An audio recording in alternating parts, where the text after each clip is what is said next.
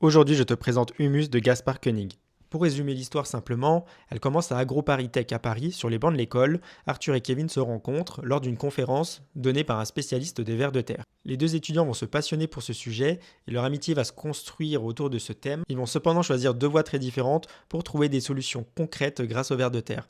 Arthur, qui ne provient pas du monde agricole, a cependant hérité d'une ferme familiale. Il va donc retourner avec sa conjointe à la terre pour mener ses expériences directement dans le sol défoncé par les pesticides. Quant à Kevin, qui lui vient du monde agricole et qui est monté à Paris pour faire ses études et devenir ingénieur agronome, il va plutôt se lancer dans l'entrepreneuriat. Il va créer et tenter de vendre un lombricomposteur individuel. Le but, c'est d'habituer les citadins à faire leur compost grâce à un composteur avec des vers à l'intérieur qui vont manger les déchets pour faire du super engrais.